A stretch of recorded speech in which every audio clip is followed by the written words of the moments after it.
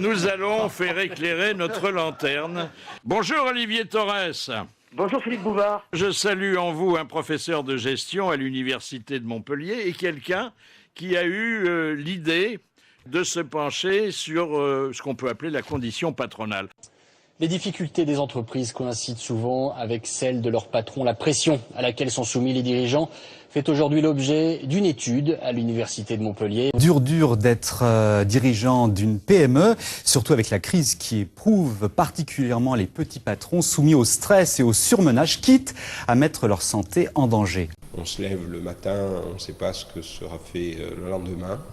Donc beaucoup de stress, alors court tout le temps, mais on ne sait pas si l'ulcère qu'on a, il est dû à ça ou à autre chose. Et les 9 premières années, sans prendre de vacances, en prenant juste un week-end prolongé par-ci, par-là, et en travaillant le samedi aussi, en travaillant 10-12 heures par jour avec les déplacements. Donc physiquement, ça laisse quand même quelques séquelles. On est debout toute la journée, donc ça fatigue énormément. Et à force de souffrir et que les kinés me disent il faut vous muscler, donc j'essaie depuis 6 mois de faire du sport. Lorsque vous faites de l'escalade et si vous êtes fatigué, vous ne pouvez pas dire je lâche tout et puis j'attends. Ben, c'est la même chose, quoi. Vous êtes toujours sur une corde raide, vous ne pouvez pas lâcher. Si vous lâchez, l'entreprise tombe. Je ne peux pas, si je ne suis pas là, ça ne tombe pas, donc même avec 40 de fièvre, on travaille. Je me réveille, mon mari me regarde et là son visage se transforme. En fait, je suis paralysée, je fais une paralysie faciale. J'ai fait j'ai eu un problème neurologique et j'ai la moitié du visage paralysé. Après l'accident, le neurologue la met en garde. Elle va retrouver ses capacités, mais elle doit ralentir le rythme.